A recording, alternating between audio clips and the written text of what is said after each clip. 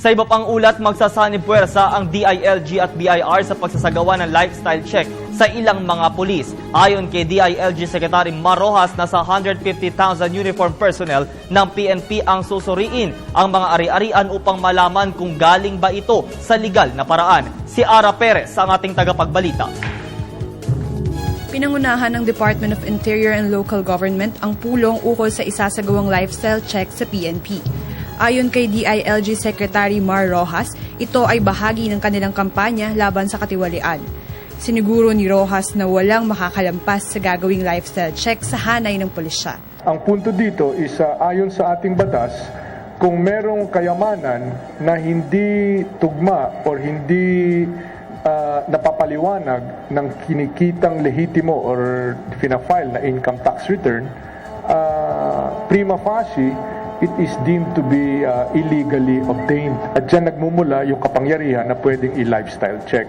So, wala tayong sisinuhin, wala tayong sasantuhin. Nakipag-ugnayan na rin ng DILG at PNP sa Bureau of Internal Revenue upang tulungan silang matukoy ang mga di umano'y nagpapayaman sa pwesto. Inimbita ko si Commissioner Kim na sumama dito sa investigating unit dahil bilang BIR, may kapangyarihan siya na habulin yung mga tax evaders.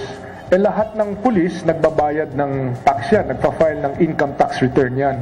So sa ganung paraan ay lalong magkakarangipin itong investigating unit na ito because other than just the lifestyle check, meron pang dagdag na falsification of the BIR filing.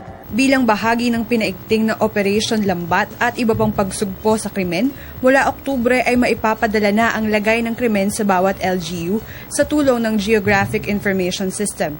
Sa bisa nito, makatatanggap ang bawat LGU ng impormasyon ukol sa bilang ng krimeng nagaganap sa kanilang lugar tulad ng murder, robbery, homicide at maging car theft. Samantala, sinabi ni Rojas na handa siyang manguna sa gaganaping lifestyle check. Siyempre, hindi ko ilalabas itong memorandum circular na ito na hindi ako mismo kasama sa lifestyle check. Para sa Telebisyon ng Bayan, Ara Perez.